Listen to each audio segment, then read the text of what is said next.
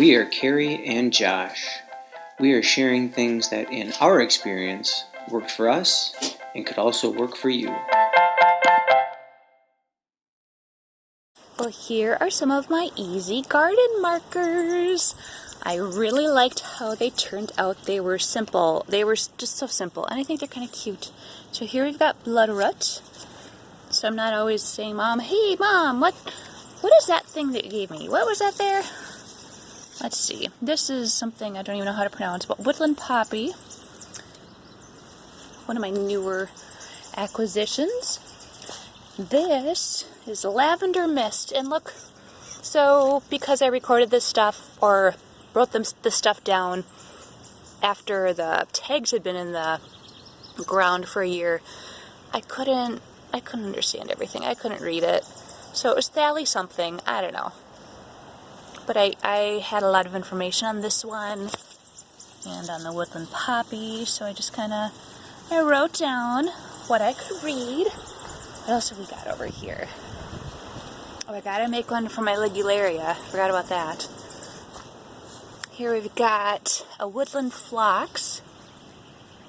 Lots of information on that. And then the baneberry, the doll's eyes. Let's see, this one right here. This is toxic, so we have to make sure we keep track of that one. But it's so nice to be able to come in here and for some of these more obscure plants to know what they are and where they are, because goodness knows I have trouble enough in spring cleaning up everything without playing the guessing game. Is this a weed? Is this supposed to be here? I just don't know. Markers are nice too for plants where I know what they are. Like this one here, I know this is my fern peony. And I know that this one here is my red bleeding heart. But come springtime, I don't always remember exactly where they are. And rather than start digging and pulling around them, I can say, oh, gotta be careful there, the fern peony's there. And this red bleeding heart, it's gonna be nice too, because it's just not doing well. The fern peony has gotten so big around it. And then also, this has gotten so big around it. It's just, I don't know, my shade-loving plants don't always do so well in shade. So I'm going to move this one and a white bleeding heart, put it over by where a pink bleeding heart is doing really well. And then in spring, I can say, oh, that's right, I moved that over there. And then I won't be surprised, and again, won't be digging them up or won't be alarmed when I come over here in spring and say, hey, where'd that red bleeding heart go? Here's a spot. I planted bloodroot right there. And right there they came up. I forgot I put them there because that's what I do. So now I'll be able to come back and label those so that, again, next year I'll know what's there. But you know what these are? This is mid-May.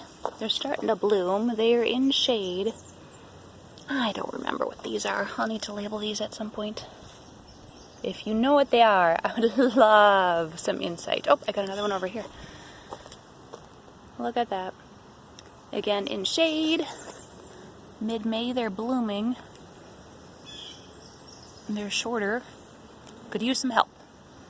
Now this label here, this is one of the original ones that I had done with the Sharpies, and turns out Sharpie didn't work. Except this one had stayed, so I left it for a bit. It's supposed to be for Joe Pyeweed, which is in here somewhere. Oh, nope, it's starting to come up. Now that everything's starting to come up, I can finally mulch in here. But I'm going to have to relabel this one, because the Joe Pyeweed seems to move around. It's starting to spread out, and it has been low for, look at me weeding. Oh my gosh, get me outside, I'm weeding. The Joe Pyeweed kind of takes a while to come back, so this will be a really good one to, oh, creeping Charlie, to get the label on. So I will show you that. So here are the markers I ended up getting. Gardeners.com or Garden Supply Company. I found online they recommended a different brand, but my hardware store did not have those. And I wanted the markers as soon as possible because, I mean, look how faded stuff got.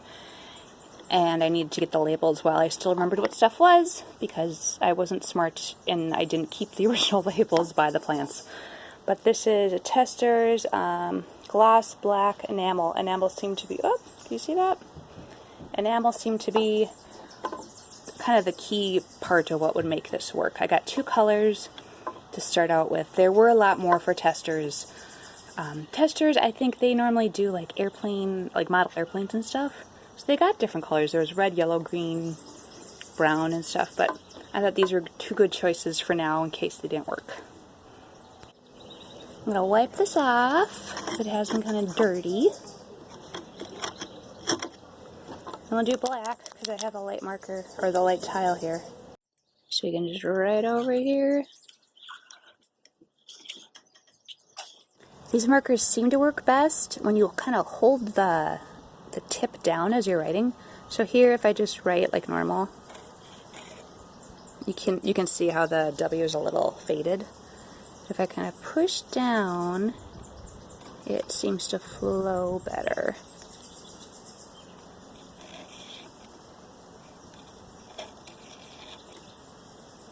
There we go.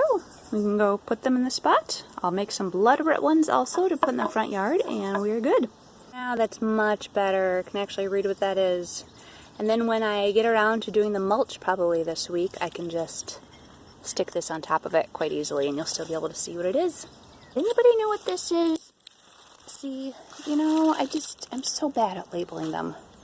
But now that I've got something quick and easy to do, as soon as I figure something out, I can just mark something down real fast and get it out there, and I no longer have to wonder. It will be wonderful in spring because, well, I don't know what this is, and I also forgot it was there, so I easily could have dug it up. And you just don't want to have to dig up the stuff you don't need to, right? So let me tell you, those plant markers, they make things so nice, and they're so quick and easy to do. Totally worth it. Speaking from experience.